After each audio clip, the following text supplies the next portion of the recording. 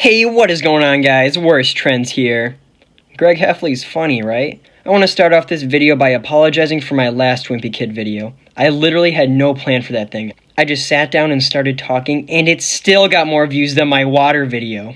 The world is cruel. But I guess it is still important that you guys know what I think about the other books, so, here. Good, great, okay, bad. This one gave me meningitis. This man is the cause of all of this. He somehow made 18 books about the same kid, and 3 about his friend, okay, and they're still in middle school. This book may just be the worst one in the entire series, which is saying a lot considering that Double Down exists. If I had a flamethrower, I would. And I know this isn't a nostalgia thing because there are actually quite a few books from the modern era that I actually really like. Like Big Shot, for example, is in my top 5. But The Deep End, oh no, burn that thing with fire. The recent Wimpy Kid books have been a really mixed bag. All 5 of these books are either really good or really bad, no in between. Take a guess where this one lands. No Brainer is such a weird book because for the first 85% of its runtime, it's one of the most boring and agonizing books I've ever read. But then right at the end, it gets one of the most interesting and fun plots in the entire series. Hold on, maybe that's the plan. Maybe the ending isn't even good, but it just seems like that because the other 200 pages before it are torture. I'll admit, you're a smart man, Kenny. A little too smart.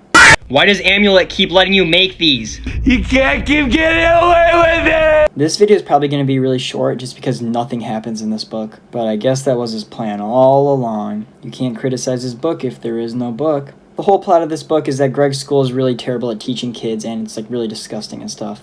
You know, usual stuff. I do really enjoy the focus on the school though. It was really important in the first few books, but lately it just kind of stopped showing up. Like, I don't think Greg's school has been important since Double Down. God damn it! So every Wimpy Kid book starts off with a little intro where Greg talks about some concept, and then it smoothly carries out into the plot of the book. But the intro in No Brainer just goes on and on for so long. And when it finally does end, it just gets worse. It starts off with the middle school principal, who, might I remind you, showed up in like one drawing 15 years ago, getting fired, and she gets replaced with a new one, who is actually the old principal of the school back when Rajic was in middle school. We also get the reveal of the middle school's name, that being Larry Mack Middle School. Who's the high school named after? Barack Obama? My fellow Americans, I would like to announce that I will be sticking out my Giat for the Rizzler. I feel like this is a continuity error, but they never show the school's name in anywhere else in the series, so I guess it's fine. I know I said nothing happens in this book, but there's actually tons of content. But it's all just so stretched out and it overlaps, and like none of it's actually important to the story anyway, so what's the point? So basically, the school can't school its own kids, and their test scores are the worst in the state. Shit even makes the news. How do you let this happen? The general plot of this thing is that the new principal tries to come in and fix everything, but in classic modern Wimpy Kid fashion, they make fudge dogs or something? Wait, what the fuck? The school loses their funding because they suck and they try a bunch of stuff to make money, but it makes things worse. They resort to getting sponsors from a bunch of companies and just plastering that stuff all over the school. One of which being Epic Games. Holy crap, I'm in Fortnite! For the first 60% of this book, it's just describing things going on. Throughout this series, there's always been hints of the school not being up to standard, but I feel like it was never this bad. Like, most of the book is just describing things that happen. Greg probably isn't even in 50% of the pages.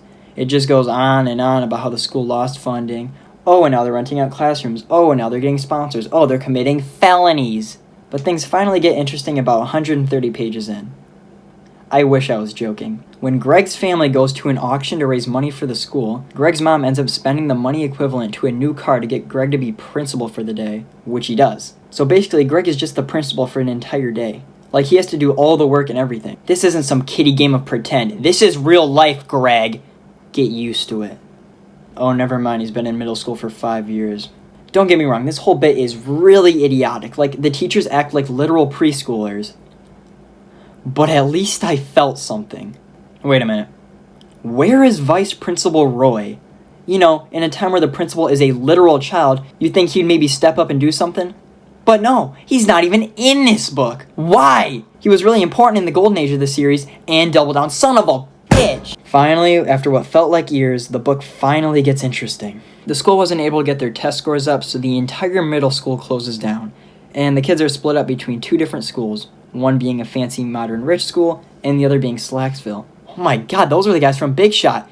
This is awesome! This of course breaks up Greg and Rowley, with Greg getting sent to Slacksville and Rowley getting sent to the other school. See, now this is a really cool concept. This is something that should have been introduced in the beginning of the book, not the very end. Kinney, why would you do this, you monster? What a sick joke! But in a wacky twist of events, Slacksville is even stupider than Greg's school. Now you may be wondering how they managed to stay open. Me too.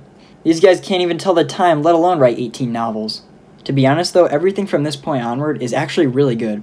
Greg gets famous because he's smarter than a 5th grader, and he actually gets a girlfriend. Jesus Christ, I need to rethink my life for a minute. But by the time Greg actually goes on his first date, a point when the plot feels like it's in full swing, we're on page 204. This book is 217 pages long. You see what I'm saying? This man is a maniac! But nothing good lasts forever, and the school opens back up because it'd take too long to explain. Greg's Riz sadly runs out. I can't believe I just said that. And everything goes back to normal. There's even an homage to the first book. That's cool! The only problem I have with this last stretch of the book is that I think Greg should have gotten sick of being famous. I don't feel like checking, but I'm pretty sure in the last book Greg said something about fame not being worth it. I think that could be a cool character arc for the end of the series. Oh yeah, and before I forget to tell you, I'm done after book 20. I am confident that the 20th book of this series will be the finale. And if not, God help us all. I'll make one last big ranking video with all the books, and then I've had enough.